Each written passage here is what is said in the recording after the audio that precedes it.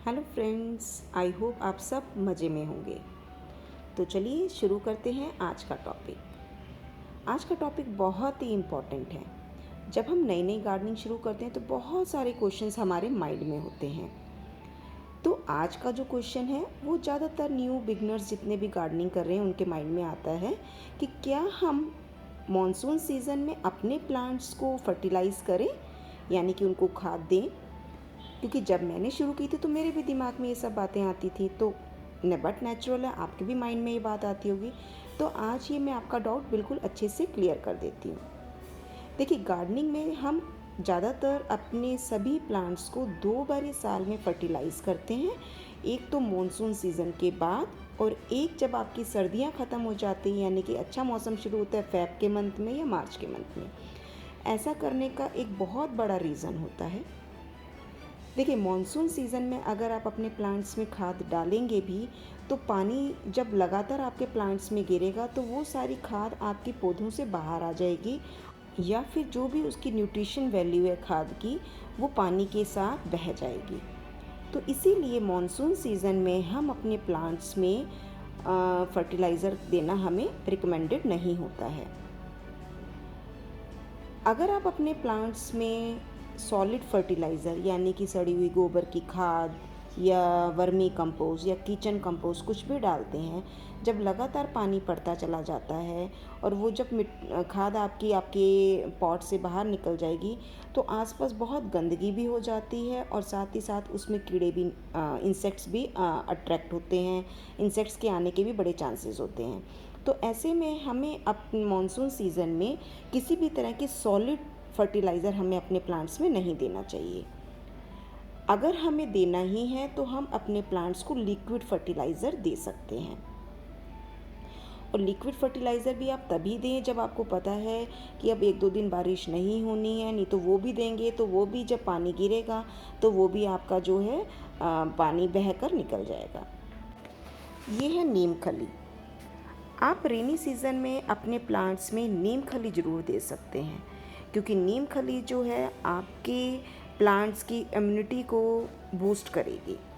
जितना प्लांट की अंदर पावर होगी, वो जितने भी बीमारियां हैं या फंगस लगने की प्रॉब्लम होती है या इंसेक्ट के अटैक की प्रॉब्लम होती है, उससे वो लड़ पाता है।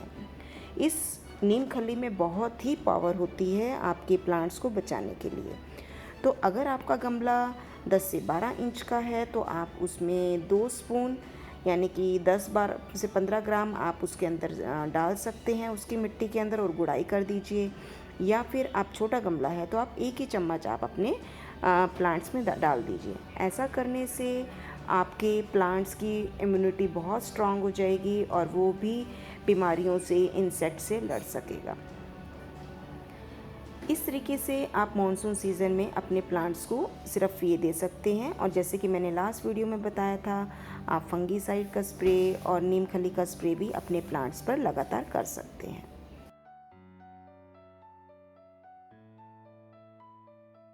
चलिए मैं पहले दिखाती हूँ। ये लिक्विड फर्टिलाइज़र मैंने बनाया हुआ है। इसके अंदर मैंने डाला हुआ है वर्मी कंपोस्ट, साथ में मैंने इसमें नीम खली पाउडर भी डाला हुआ है। और इसके अंदर जो भी आप जो भी आप देना चाहते हैं अपने प्लांट्स को, जैसे मैंने एप्सम सॉल्ट भी इसमें थोड़ा सा डाला हुआ है। लेकिन ये लिक्विड फर्टिलाइज़र अच्छे से सड़ा हुआ होना चाहिए। अब देखिए, ये मेरा 15 दिन से बना हुआ है, अब इसमें बिल्कुल भी स्मेल नहीं आ रही है। ये बहुत ही कंसनट्रेटेड फॉर्म में है, तो इसको मैं बहुत अच्छे से पहले डाइल्यूट करूँगी और तब अपने प्लांट्स में दूँगी। जब मुझे लगेगा कि आज बारिश नहीं होनी है तो शाम के समय मैं अपने प्लांट्स में दूँगी, ताकि जो मेरी लिक्विड फर्टिलाइज़र के न्यूट्रिशन वैल्यू है वो मेरे प्लांट्स इजीली उसको अपने रूट्स के थ्रू एब्जॉर्ब कर सकें। अब बात करते हैं कि हम फ़ेब मंथ के बाद क्यों देते हैं। एक्चुअल में जब बहुत ठंड होती है तो हमारे मैक्सिमम प्लांट्स, जितने भी पेरिनियल प्लांट्स होते हैं, ये वो डोरमेंसी में चले जाते हैं, यानी कि वो अपने आप को सरवाइव करने के लिए, बचाने के लिए ना तो फूल प्रोड्यूस करते हैं ना ही कोई फ्रूट्स प्रोड्यूस करते हैं। ऐसे में वो डोरमेंसी में चले जाते हैं। जब वो डोरमेंसी में होते हैं तो उनको कोई भी खाद की ज़रूरत नहीं होती है। ऐसे जब वो फ़ेब मंथ में या मार्च मंथ में अपनी डोरमेंसी पीरियड से बाहर आते हैं तो उनको बहुत भूख लगती है, और ऐसे में हम अपने प्लांट्स को फिर अच्छे से फर्टिलाइज़ करते हैं ताकि वो फिर से एक्टिव हो सकें और अच्छे अच्छे फूल प्रोड्यूस कर सकें और अच्छे से फ्रूटिंग कर सकें। तो छोटी छोटी सी बातों को ध्यान में रख के हम अपने प्लांट्स की केयर कर सकते हैं। आई होप आपको ये डाउट क्लियर हो गया होगा कि हमें मानसून में अपने प्लांट्स को खाद देनी है या नहीं देनी है। देखिए, जब भी हमें हमारे माइंड में कोई क्वेश्चन आता है और हम उसको रीजनिंग के साथ समझ लेते हैं तो हमें कभी भी प्रॉब्लम नहीं होती और हम उसे कभी नहीं भूलते हैं। तो आपके भी डाउट्स क्लियर हो गया होगा।